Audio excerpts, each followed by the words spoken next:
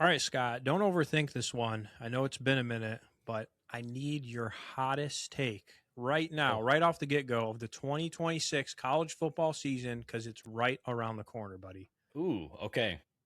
It has been a minute.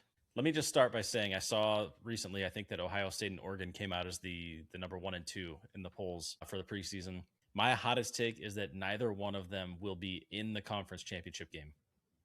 Okay. Big Ten How's that for a championship. hot take? It's possible. And I think you're onto something because they do play each other this year. So, they play each other. They kind of have I think, tough schedule in terms of a couple of those teams that they could get knocked off. And the Big Ten with Indiana and a few other teams seems like it's going to be competitive this season Yeah, once again. you love to see it.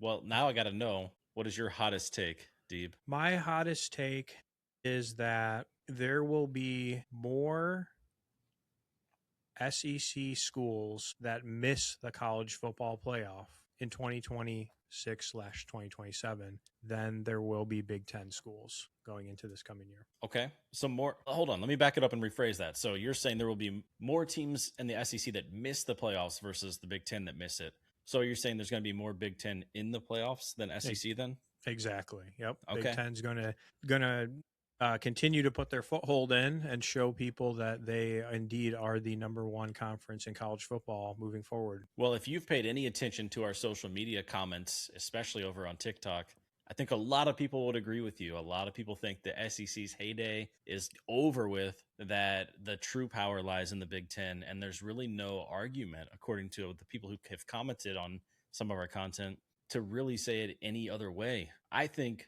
the top of the top is still pretty hot, and they're a pretty deep conference in the SEC. But, our listeners are saying no. The Big Ten has got it no matter how you slice it. Well, the listeners are right. They know what's up. They know ball. They know what's going on, and they know that college football is now the Big Ten's to take 3 championships in a row. What else can we say? It's definitely the Big Ten's game to lose at this point. And while we're talking, Deeb, I think it's really probably worth noting, we've been gone for a while, man. Yeah. We haven't had an episode in a while. So when I'm talking about our TikTok comments, I'm going into the archives a little bit. We haven't really done an episode since May. It's been about 3 months. And what's up with that, man? What's up with that? Well, for those people who are joining us or are back, welcome to the Single Barrel Sports Podcast. We are officially back on the radar, Scott. And you're right. We have taken a couple months off, which last year, if anyone paid attention, we did actually take, I think it was about a month or so off as kind of like a summer break, give us a little bit of chance to revamp some stuff, rethink some stuff. And, sports are a little slower during that time. But I think we came to the realization too, Scott, that we really are focused on more so football and golf. And so as most people will know, football is right around the corner. And so we decided to pull the trigger and come back. But I know that you had a major event happen in your life, which kind of, I think, made us a little bit part of the, taking the break a little bit earlier. So what's going on, Scott? What's the news? Well, our family grew this summer, Deeb. We have, as you know, another boy. So now 2 boys in the house, almost 2.5-year-old and a nearly 3-month-old. And so our hands are full.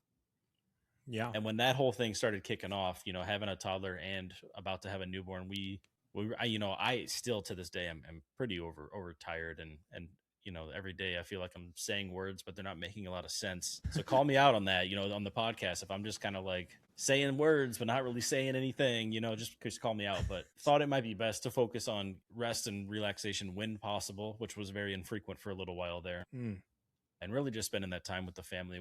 Raven and I both had some time off work, which was, honestly just the biggest blessing. I think I appreciated it even more this time around than with the first kiddo. And, it wasn't just the baby that we spent time with, like we got to spend more time with Parker, and it's, he's 2.5. So almost, I shouldn't probably say 2.5. He's not 2.5 for another 2 months, but whatever. Yeah. Close enough. Yeah, but it was just, I got to really appreciate kind of that whole family bonding period this time a lot more, in my opinion. But holy shit, man. Like, I don't think I've ever been this tired for this long. And I've been back at work now for almost a month, and it just doesn't really, it doesn't let up. But feeling very blessed, having everyone's happy, everyone's healthy, we're all good. But my goodness, man, it's a beast having that second one when your first one is still pretty young. So if anyone out there that's listening has done that, kudos to you. If you got tips for me, let me know because Yeah. we're still navigating these waters, but feeling good enough to be back on the podcast, and hopefully we'll be able to share some opinions that actually make sense. But if not, just slap me around a little bit. So a little bit might be the bourbon, a little bit might be the dad brain, but tips and any feedback you all have that Scott can use, please put those in the comments on how to do all this with two kids. That's right. Hey, and also if you have tips on how to watch a lot of sports still with two young children, because we're not only battling, trying not to have too much TV time for the kids, but it's also now battling my toddler for what we're watching on TV. Thankfully, he loves watching golf. I hope football goes okay, but Daniel Tiger is pretty big around here. Finding Nemo. He loves the movie Sing. I don't know if you've watched that, but it's like that animated like musical movie. Yeah. So those are things that we watch a lot, but still trying to get the golf in on the weekends and doing actually a pretty good job with that. Yeah. Really, really, really excited for football. And I kind of want to highlight something that you said, Deeb, but we have found ourselves for the last couple of years now really energized with the topics of football and golf more than other sports. Oh, yeah. And so we're not going to exclude other sports, but we're probably going to be honing in a bit more on what we get the most energized from. And so if that sounds good to you, welcome to Single Barrel Sports. If it's your first time ever listening, that is not going to be an exhaustive list of our topics, but it probably will be the most frequent. And I think if you asked, people who have listened to us for a while, they would agree with that. So, Deeb, I'm going to kick it back to you to share any more parting wisdom about the podcast itself before we dive in tonight. Yeah, I don't really have too much. I think we're hoping for some more laughs this go around with the new content coming out.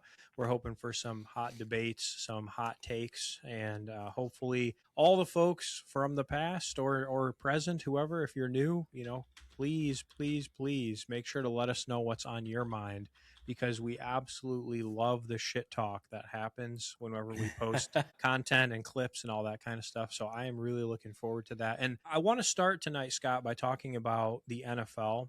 And yeah, right now, obviously, we're in preseason. So we're going to talk NFL, and then we're going to talk college football and give you guys a little bit of a teaser for some fantasy football at the end, because we do have the drafts and all that good stuff coming up. But I want to start with NFL. And number one, Scott, I remember being in this era right before NFL was about to kick off last year.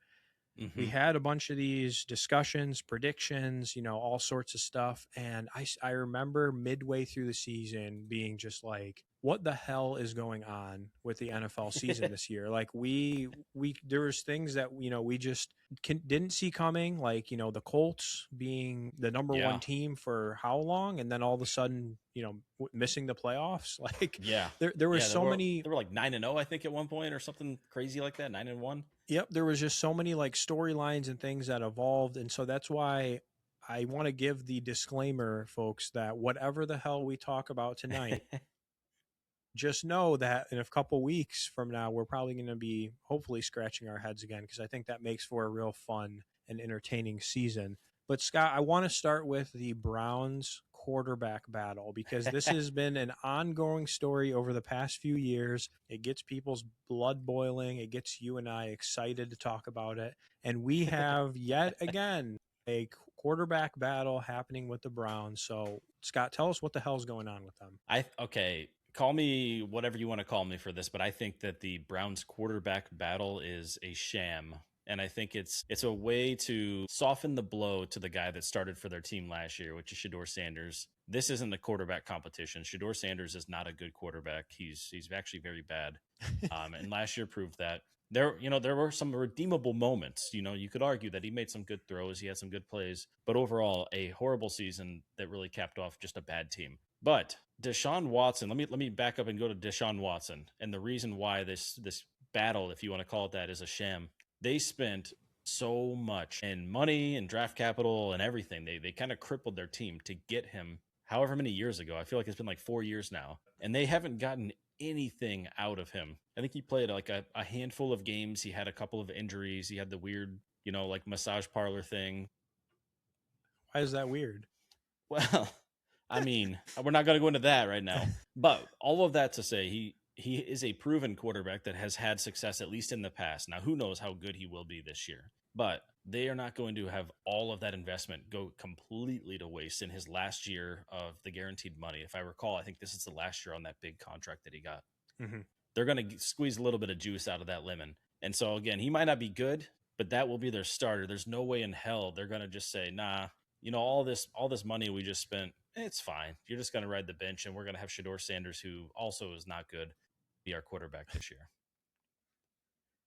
Where do we start with this? So, I mean, from the get-go, man, didn't they have was it Joe Flacco? Was that last year? I'm trying to remember. Yeah, he was a part of it, and then they traded him to Bengals? The Bengals? Yeah, Bengals. So they brought in Joe Flacco last year. They had 3 people doing this QB battle, 2 rookies. They had Kenny Pickett, I think, last year too for a while. Yep, Kenny Pickett. I mean, the amount of energy that's been expended at that organization trying to find a quarterback when you have really no one that's reliable.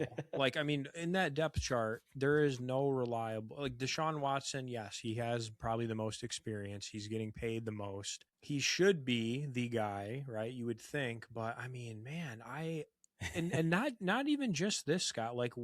What's crazy to me, anybody out there, if you're watching and you're a Browns fan, how frustrated have you been over the past 20 or more years about your quarterback situation? I don't know if you've ever seen those images where it shows all of the different people that have been the quarterback or tried to be for the Browns, man. Yep. How do you go for 20 whatever years and not be able to figure this out? It literally baffles me how long they have gone without finding one guy that can stay there and be consistent and at least be reasonable enough to play a few years for them where it's hey, we can actually have a pretty decent team here. So I don't know. I'm still confused by this whole thing. I really don't understand why they went and got Deshaun Watson in the first place. I don't think he was going to work out to begin with, regardless of his off-field activities. I mean, yeah, I don't know, man. I feel like it's a lost cause. I just looked this up, and since 1999, the Browns have started 42 different quarterbacks. So in 27 years, 42 different starters. That's so insane. And I bet you if you were to look up how many the Packers have in the same timeline, it's probably been 4. It's 3, right? 3 or 4 probably. 3 or 4. It's Favre, Rodgers, Love. I mean, Malik Willis got a game or 2 in there. I'm just not understanding. You know what I mean? It's how are you? How can you not find someone who can be your guy after that many years? It is literally one of the most biggest fumbles of sports I've ever seen in my life in terms of not being able to fill that position with someone. Yeah, I'd be hard pressed. I'd be curious if anyone had any thoughts of what team has struggled with any particular position more than the Browns at quarterback, because I could not name something like that. Yeah, I mean, I'm sure there's some that have running backs, but not, running backs obviously are not expected to play nearly as long, but it's a lot of it's service by committee these days. So it's you got 3 or 4 guys to choose from. But anyway, okay, so that's over. Browns, good luck. I mean, we'll see what the hell happens, but looking forward to. Deep, number of wins the Browns have this year off the top of your head? 4. Okay, I'll go with my other thought then. 5. I was thinking 4 or 5. Yeah, I'd be curious. Can't be many. It really can't be many. I'd be curious what the line is for that in preseason. If that's even, that has to be a crazy number. It's 5.5 right now for the over/under. I mean, they must have an easy schedule. Yeah, do they though? I mean, easy schedule maybe preseason, but then as we see, some of these teams come out of left field and then they're good.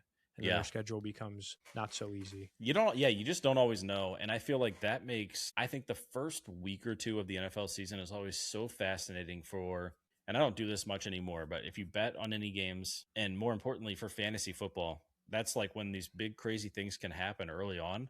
Mm-hmm. But the craziest thing about it, and we can get into this later, but it doesn't even mean anything for the whole season. Sometimes guys just have a couple of weird breakout weeks, and then defenses start to be oh, we should also scheme for that guy, and they get completely shut down for the rest of the year. And so it's very, I think one of my favorite things about the first couple of weeks of the NFL season is the knee-jerk reactions, and then waiting to see which one of these big stories kind of falls back down to the mean, what we would expect them to play at versus are they going to keep riding that high? Like the Colts last year, we kept thinking they would kind of regress back down to what we would expect them to be, but they really didn't for a long time. And then they really did after that with some big injuries, of course. Yep. So speaking of quarterbacks, we have a subset of rookies, of course, that we kind of talked a little bit about at the end of, last year in terms of the draft and who's going to go where and all this. So right now, at least from the very limited preseason games data that we've seen, Carson Beck, Haynes King for the Panthers, Ty Simpson, I think he's serving as the backup for Stafford, and then Mendoza are probably the top, I would call them, 3 people right now that we've seen out there.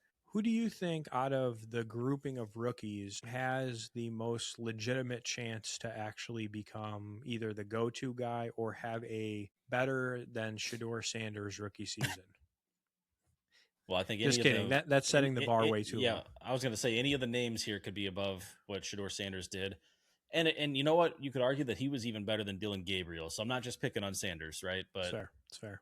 Out of that list, and I said this last year, I thought this guy was a Heisman caliber quarterback. He was my pick for the Heisman in the preseason, but I think Ty Simpson, out of all these guys, is my favorite. If I had to pick one to have on my team, the trick is he's gonna be riding behind Matt Stafford for a bit here. Yeah. But hey, that's fine. I mean, that guy's the reigning MVP. Learn some stuff from him. He's had a really successful career. I think that the downfall of quarterbacks in the year, in the 2020s is that we see them getting thrown into the field way too early in their careers. Mm-hmm. And it's almost like, even if they don't get like physically hurt, if they just like get dominated, it's almost like they mentally break. And some of them, it feels like they never recover, right? Like almost like mentally, they're never there. They're never as confident as they maybe could have been if they had more prep time to really catch up to the speed of the game, which I think is probably more noticeable at, in my opinion, the quarterback position than any other position, because they're responsible for reading the entire defense, and the speed of the game is so different. Oh yeah. If you think about it, man, and I talk about this anytime I compare college to NFL. Every player on the field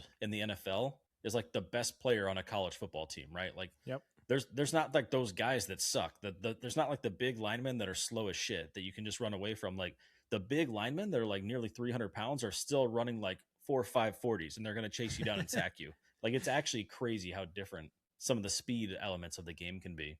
Yeah, for sure. Yeah, so I think it is a tough transition, and that's probably why we see a lot of the quarterbacks with success in college that don't really work out in the pros. Yep. But of the list that you've named here, give me Ty Simpson's my guy. I'm talking about long-term impact. Okay. If you're talking about this season, this season, I would probably actually say for this season, I would actually probably say Carson Beck. As crazy as that is, I never thought I would say that, but he's turning heads out there in Arizona. He's looked good in the preseason, and he doesn't have a lot of competition to go in and get those reps. I mean, they got rid of Kyler Murray. No one's really pumped about Jacoby Brissett, and wasn't he? I think he also was trying to get more money from them. Like, it was kind of a weird situation where nobody really wants Brissett, but he wants more money because he played good last year randomly. So yeah, I don't know. Good situation for Beck there, at least for this year. But give me Ty Simpson for the long run. Okay, that's fair.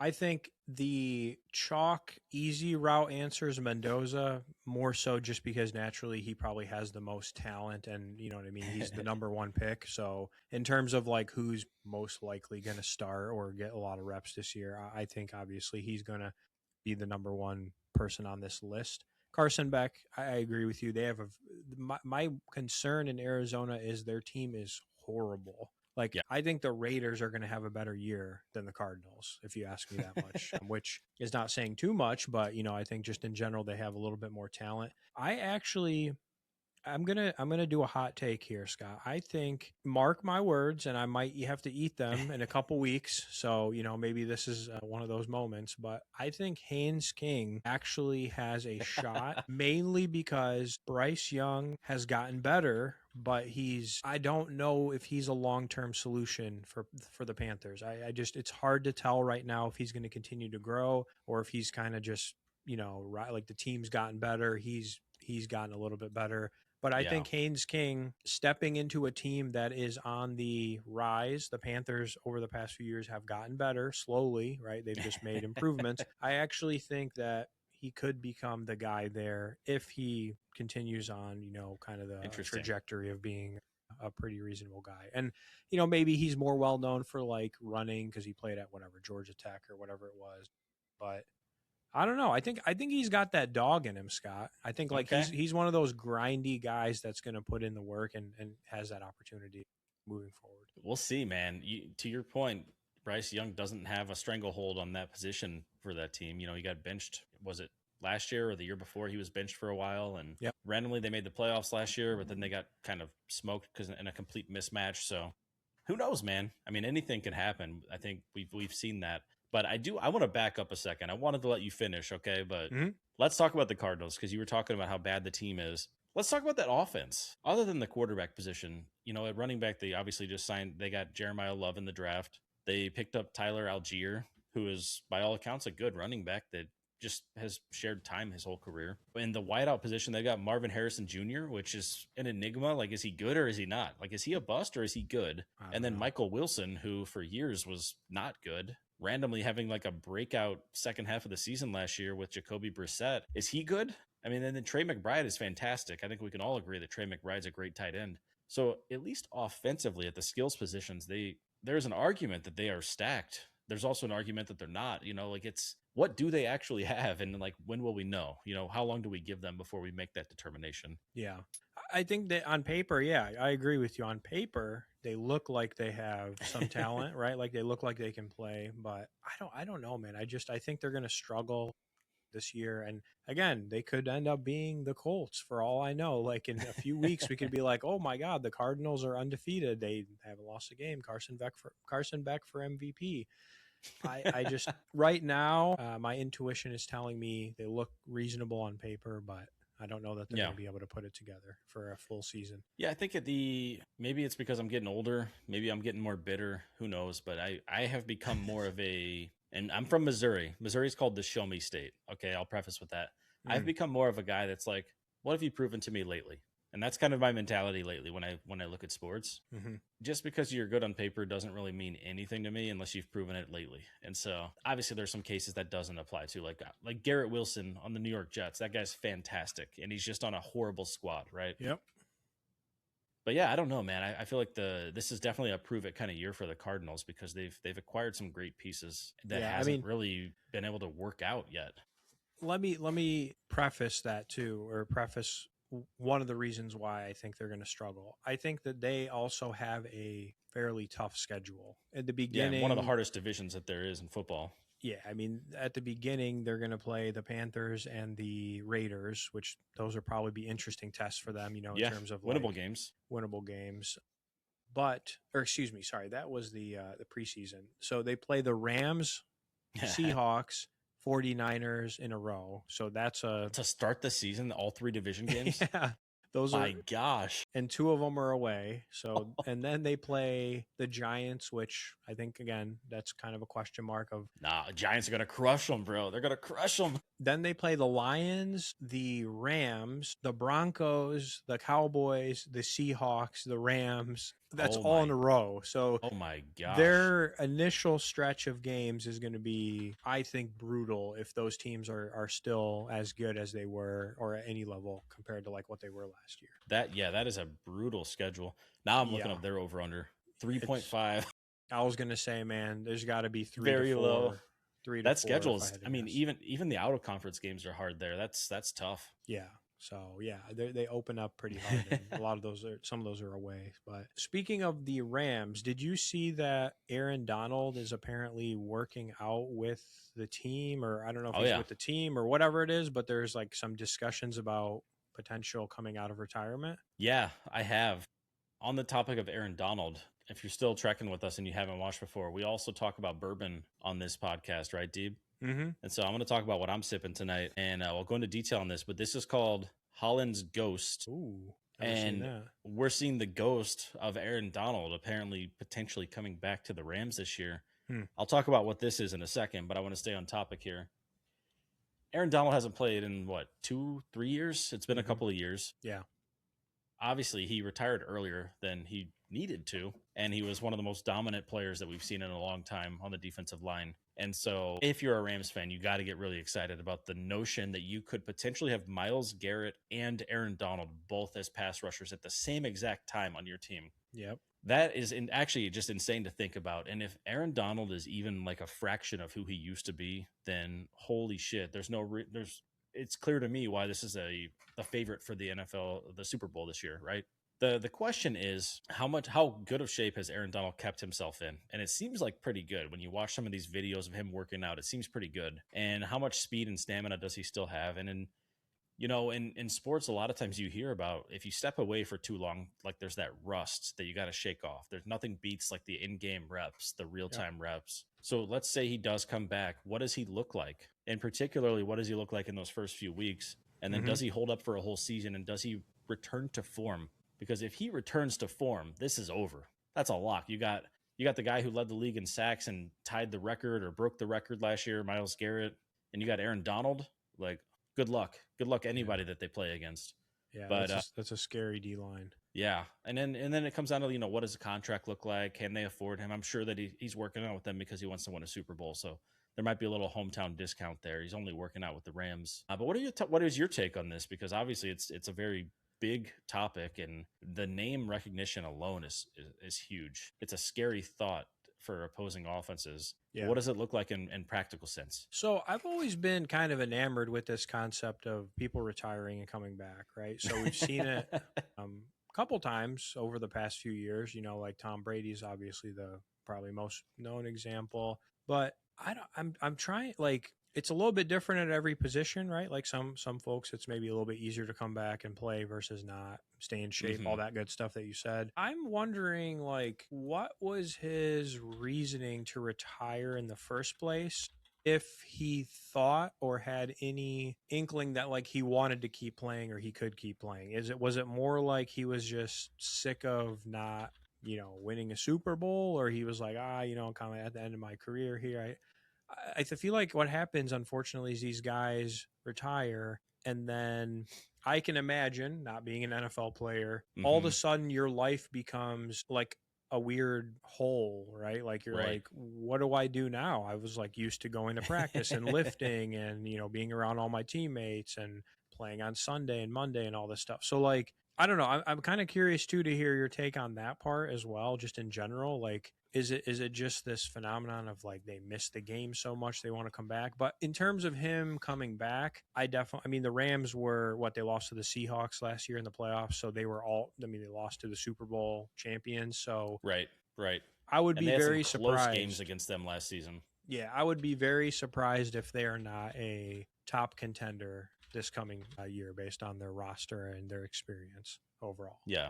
I actually Googled, because I thought I remembered this, but I wanted to make sure I was accurate here. It was March of 2024 that Aaron Donald retired. So it's been 2 years. And what he said then was that he was completely full and satisfied with his career. And then he went on, Deeb, to state that he was burnt out mentally and could no longer have the intense year-round passion that was required to push himself through the grueling training camps and the 17-game seasons and blah, blah, blah. Okay.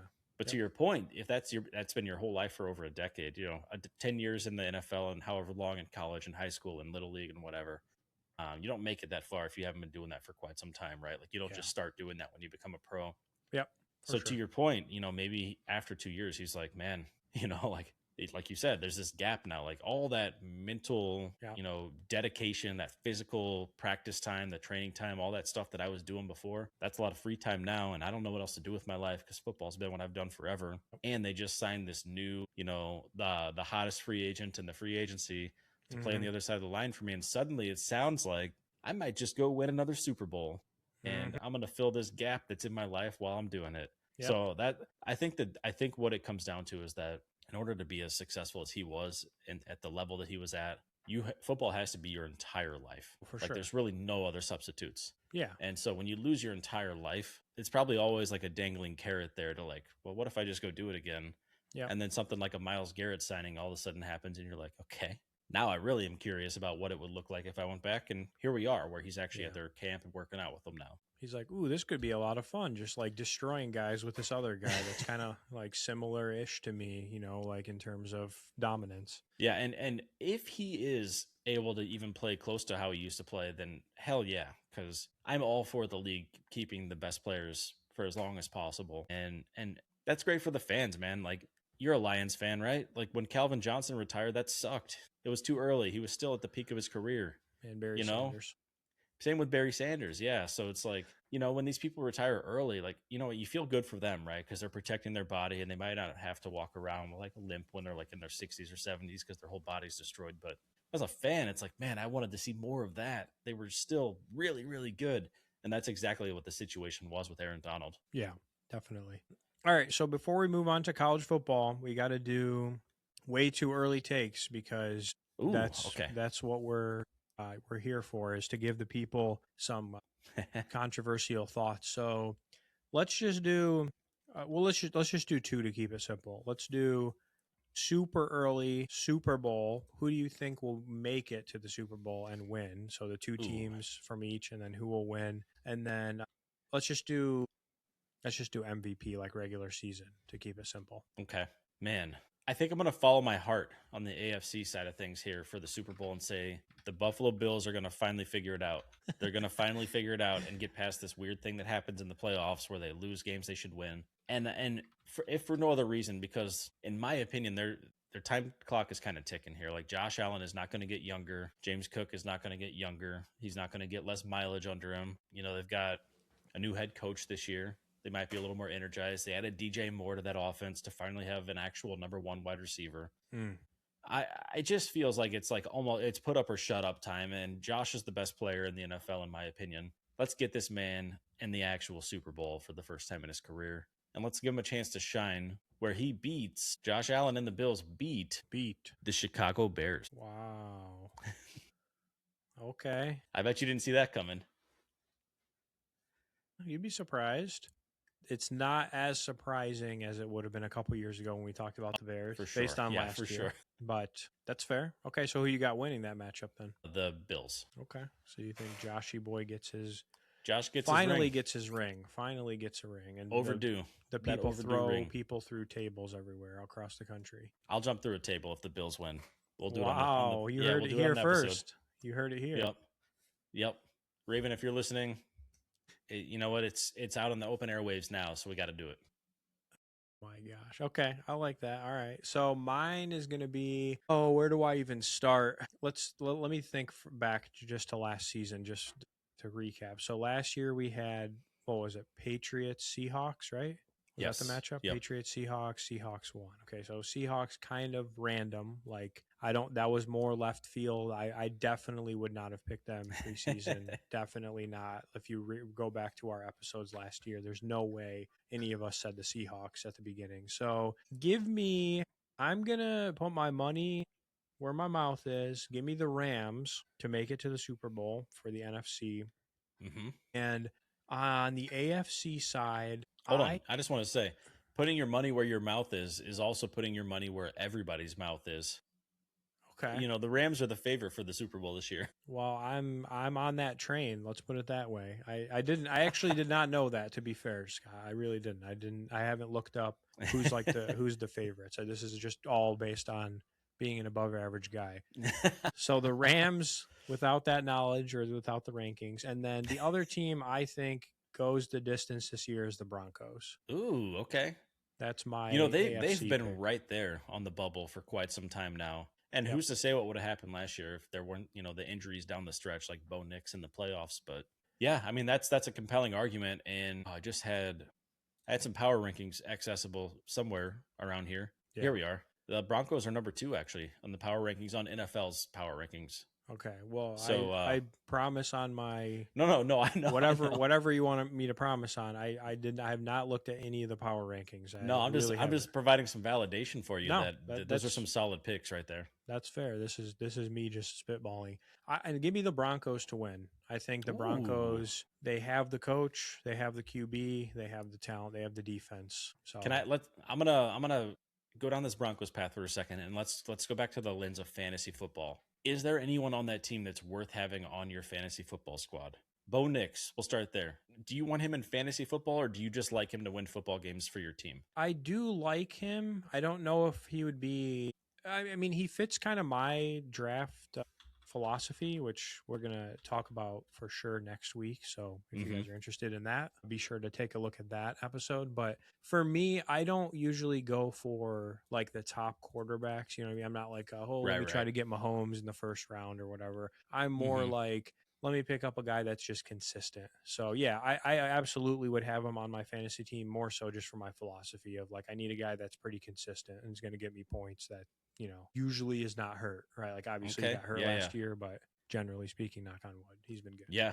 And in fantasy rankings, he's ranked 10th right now out of quarterbacks, which is exactly what you just described. It's a consistent guy that you can have on your team.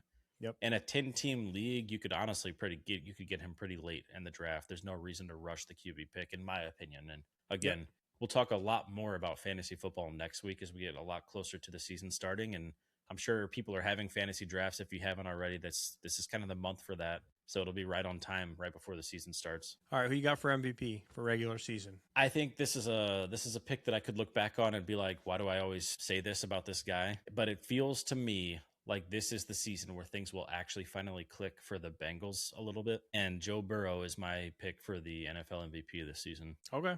I think that one's fair. I mean, he's usually in the discussion overall, or you know what I mean? He's in that kind of top 5 or so people that are in the discussion. Mine, I actually like, I'm going to go a little bit not on the, maybe like the normal pathway that folks would be thinking right away. Again, not having looked at anything. I actually like Jaden Daniels this year. Ooh, okay. Yeah. I think he kind of had a breakout rookie season. He had a little bit of funk in between, obviously got hurt, but I think that he has a ton of talent, and the spotlight hasn't been as much on the Commanders because they didn't play like quote unquote as well, as maybe they did like his rookie year. So I think he has a good season as long as he can stay healthy. Do you think that Jaden Daniels would play better if his mom would get out of his personal life? Yes. Isn't she like his agent or something? Or I don't know all the details, man, but I've just seen this stuff on social media where it's like him like sitting next to a girl at a sporting event and his mom is like right there hovering and like staring at the girl. And wow. Because I think he at least was dating like a pretty popular like women's college basketball player. I can't recall her name. I know her first name was Juju, but I can't remember her last name off the top of my head. Naturally. But yeah, there's some funny, if you haven't seen that, go look up like Jaden Daniels' mom, because there's some funny pictures and gifs of kind of her just like hovering in his personal space. So we have to say it, Scott, because we gave our predictions. And if there's someone out there who is listening or watching to this right now, you have to stop what you're doing, put your money where your mouth is, and type out who the hell your Super Bowl predictions and MVP predictions are right now so that we have the receipts and so that we can have some fun later on when we're all scratching our head and like the Jets are 9-0 somehow. And we're like, there's absolutely no way this is real life. This has to be a video game. Yeah, I do feel like there's a lot of things that could happen this year. So very interested in seeing what people think could happen with the Super Bowl and with their MVP, and why it's the Bills and why it's Joe Burrow. I'm curious why people would agree with me on that. We'll see. We'll see what the people have to say. All right, so college football. I know we kind of kick-started the show with college football. There's a lot of hype that's right now. Obviously, that's the one that's, I think, coming a little bit closer than the NFL in terms of start date and all this. So we have the season right around the corner. I think week 1 is like August 29th or whatever, where it's I don't know if it's week 1 or 0, however they say it. But oh, yeah. I always forget about the week 0 that they have. Yeah, so the big headline that, everybody's all up in arms about on social media is that the preseason polls are out. So like the AP top 25 is out. And Scott, for probably the first time that I can ever remember, especially in the last few years, an SEC school did not get a vote to be the number 1 preseason in the AP poll. Tell me, does this matter or not? No. it doesn't matter at all because just last year it wasn't number one, but I think Penn State was number two on this coming into the season. And we can all see how that ended up. So no, it doesn't matter, but it is something that we can speculate on and we can talk about and we can start our debates with this list. But the preseason AP poll really doesn't mean anything to me. Again, what have you done for me lately? I'd love to see some of these teams after a few weeks. And then I think the real fun begins. But we can talk about it now. Like, Michigan is number 16 this year. Do we think that Michigan makes the playoffs? Like, these are fun conversations to have, right? Ohio State and Oregon are 1 and 2, right? So, like, will they end up there? Will one of them win the Big Ten championship? Like, it gives you the topic of conversation. It starts the debate. But it's really, in my opinion, no reason at all to really get up in arms and be too concerned with, where you start. It's all about where you finish. I'm going to get up in arms a little bit. All right, here it is. I have to say it. I have to say it because I've been patiently waiting over the past few years. Any of my friends, anyone out there who knows me knows that if you ask me about this team, you'll know kind of what my response has been. Oregon's number 2, which typically, Scott, I absolutely hate it when they're ranked very high in the preseason. I'm not going to lie. I'm like, we're giving them a little too much credit. We haven't really I'd rather be like a number 10 going in and then, you know what I mean, at the end of the year end up being like the top dog. I have to say it, like, over the past few years, Scott, like I've been patiently waiting. Dan Lanning came in a couple years ago and has been extremely impressive in my opinion, right? Like, we've had kind of a weird experience with our head coaches and carousel and all this stuff. Mm-hmm. From what I've seen so far, and I am a diehard, me, like I watch a ton of YouTube videos. Like I know a lot about the team in terms of like what's actually going on. Mm-hmm. If this team does not at least make it to the national championship, I don't know what else to say, to be honest with you. I really don't. I'll be at a loss for words, and I'll put my mark down right here, right now, in front of whoever's watching or listening, because this team has, Lanning has had time to recruit his guys. They've had incredible recruiting classes. They clearly have a lot of NIL. I mean, Scott, I'm telling you right now, the weakest part of this team is the offensive line, and that's just more so because they have like 7 guys that could start. When I say that, I just mean like there's not a clear like, hey, these are our 5 guys. Right. This team is to me, from what I'm seeing preseason, they are like by far the most loaded team I've ever seen at Oregon in the history of what I've been watching. That's why they joined the Big Ten. Am I right? I really hope so. And so, yeah, I mean, does it matter if they make the conference championship? I don't know. I mean, that is what it is. You lose a game or two.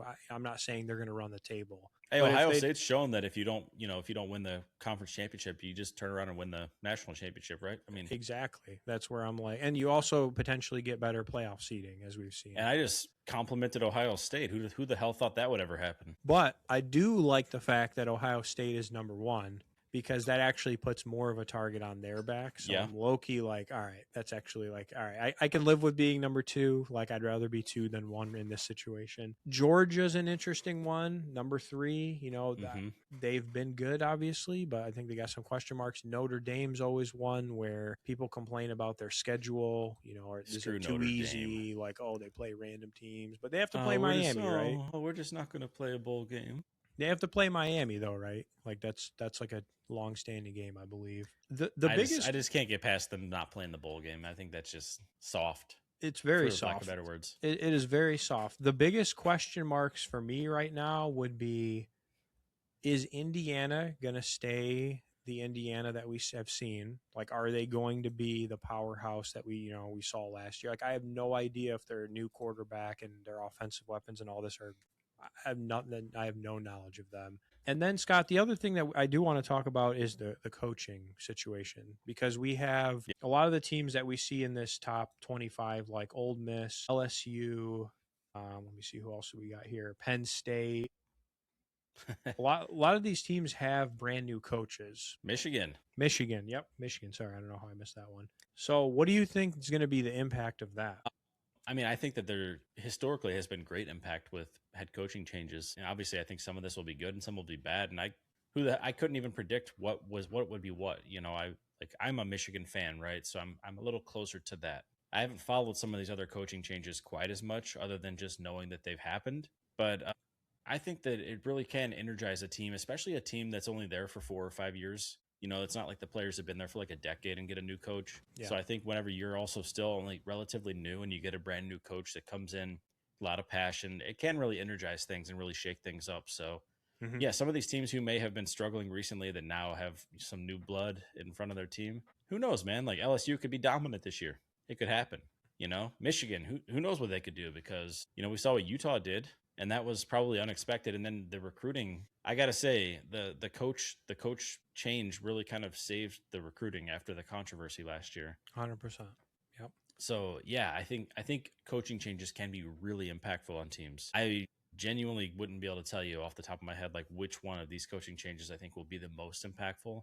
But I do think LSU could be a big one this year. 100%. Yeah. Well, and you make a good point, because the SEC actually has, they might have the most first year head coaches right now. They have, I think it's like Arkansas, Kentucky, there's a handful of these, like Florida, LSU, to your point. Ole Miss because of LSU. Ole Miss because of LSU. So it'll be interesting in the SEC. I'm wondering if a lot of those head coach changes are going to be, like you said, a positive impact, or they're going to take a step back, because, like, again, it takes a couple years to get your guys. You got to recruit, right? Like, you got to input your system. So that's where I could definitely see the Big Ten pushing ahead this year as well from the SEC. More so because, like, the SEC maybe has more depth in terms of teams that are good, like, the teams that are worse in the SEC are better than the Big Ten, let's be honest. But a lot of those teams have had head coach changes. So I'm wondering what's actually going to happen. I think in general, and tell me how you feel about this, but I think in general, it seems like sports are, especially football, are quicker to move on from head coaches than they used to be. And I don't necessarily think that's a bad thing. I think scheme matters so much, for especially in football. You could take someone who sucks on a team and put them on a different team with a whole different scheme, and all of a sudden they're really good. Like, I'm thinking of like DeMarco Murray when he was on the Cowboys, right? Like, running back of the year, goes to the Titans, and then sucks the next year, right? Like, scheme can matter a lot, and head coaches can really bring that, because they bring their own staff and their own expertise. So yeah, I think it could be a really big thing for some of these teams. But I think I'm looking at LSU, trying to be non-biased here, or I would say Michigan for everything. Yeah. I'm looking at LSU maybe to have the biggest impact with the coaching change. Yeah, well, they're certainly set up for it talent-wise. Like, Lane Kiffin, obviously, he's proven himself that he can be a pretty damn coach and lead a pretty good program. But it'll be like, is it an immediate impact or not? Wasn't his daughter's boyfriend on LSU? Am I tripping? Because when Ole Miss played LSU last year, I think that was the game when there was a big story about that, right? Yeah, yeah, he was like tweeting at him or something. I don't know, something weird. So now it's like, so now he just went to the school that his daughter's boyfriend plays at. Like, that's, and I don't know if they're still dating or anything, but it's just kind of funny, like all these random little bits that kind of all formulate like the narrative and the storylines in sports. For sure. So I want to make sure to get your predictions too. I think we'll do national champs, or national, who's going to play in the game in the Heisman. So we'll do those in just a second. But I want to talk about one more thing before we get to that. All right. It's your boy. It's a stretch from the whole Browns discussion. It's that dude's dad, Deshaun Sanders. So interesting idea here, right? So Deshaun Sanders had a ton of success at Jackson State. He came over to Colorado. There was a bunch of hype. He brought a bunch of players with him, of course, Travis Hunter, Sanders, etc. Mm-hmm. They had an average season, right? Like, compared to all the hype that was happening, whatever, naturally, I think a lot of people could see through it and be like, I mean, dude, it's your first year. You're probably not going to go out and win the national championship. Let's just be honest about it. Right. I know he had some health issues. I believe it was last year. I think he had like some sort of cancer or something that he had to have like treatment for and all that kind of stuff. So I did read some reports about him saying like he just didn't feel like himself and all this stuff, which is understandable, like, health issues and all that. Mm-hmm. But I want to know what your thoughts are, man. Is it like, is the guy cut out to coach college football at this level? Like, do you think he should be reconsidering? Because, I mean, they really haven't had a ton of success. Like, Travis Hunter is probably the greatest success that's come out of Colorado in the past however many years. Yeah. I mean, I'm with you. I think that this is a situation where the school could potentially move on. I think the biggest asset that Deion Sanders brings to them is a school that probably didn't have a lot of recruiting power historically. They gained one of the best, NFL cornerbacks of all time to come in, and he's a very polarizing figure, and he has a ton of confidence and is not afraid to say, what's on his mind. And I think that helps a lot with recruiting, especially young, impressionable men who kind of want to follow in those footsteps. So I think the biggest asset he gives them is his recruiting power, but we certainly haven't seen amazing results with this Deion Sanders experiment. I think, the best years there were still not like amazing years by just general standards for college football. So take with that what you will. But yeah, no, I think it's more of a name thing and maybe the attitude and the mentality that he brings, that he brought as a player. It doesn't seem like it's translated into any type of like sustainable success for the team. So do you think that based on what you've seen from him, like does he have too much of an ego, or are we kind of too far down the pathway to where he wouldn't consider, maybe I take a step back and become like an OC or a DC at one of these top programs? I'm serious. No. Like why not go somewhere where for sure you're going to have the success, do your thing, recruit, focus on one side of the ball, build that, you know what I mean? I know he already has the name recognition, but like build the actual, like, hey, I'm capable of bringing a championship somewhere, and Right. then go and do your head coach thing. Like, do you think he has any, or is the ego too big to do something like that? I think that is the traditional pathway to what you're describing is what a normal coaching pathway looks like. And I don't think that's a pathway that Deion Sanders follows. No, I think that his own accolades as a player and his own confidence in himself as a coach and as a player, I just don't see it being his mentality to kind of go down the normal pathway into head coaching. And not even normal though. Not even the normal. I mean, normal in the sense that like you would do that maybe before you became the head coach somewhere, but right. Like he doesn't have a proven track record. Winning games at Jackson State is not the same as winning. Yeah. You know what I mean? Well, at Colorado, he's 16-21. Right.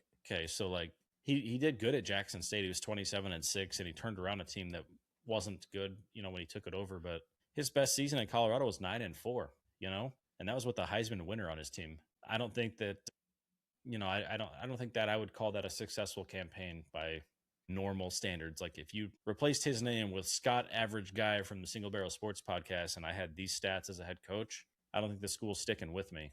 So for sure. Well, just something to consider. I mean, again, I have no idea. I don't know the guy. Obviously, he's got a big personality from what we've seen, as a player and as a coach. And players probably love to play for him, right?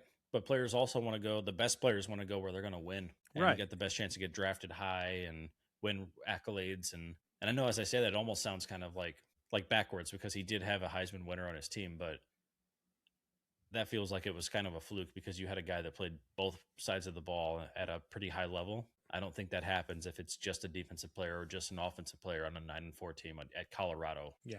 I don't know. I just think he's never going to hear this, let's be honest, unless somebody out here listening knows him. But if he hears it, that's fine. Let him have it, because that means we've reached an audience that's a lot larger than what we're currently reaching. For sure. But I mean, Deion, as a random guy out here on the internet, my suggestion is consider going to a championship caliber team, becoming in a OCDC, get the wins, get the championship type stuff under your belt, and then do your thing. Realistically, he could probably even do one of these like assistant coach roles at the NFL level for the right program. It would have to be the right fit, because everyone's got an ego in the NFL, but I mean, he does have the proven record as a player, and now he has some coaching experience. I could see a team taking a chance on him in a role like that, but not as a head coach. Yeah, no, I mean, definitely not in the NFL. At least not yet, in terms of where he's at. All right, Scott.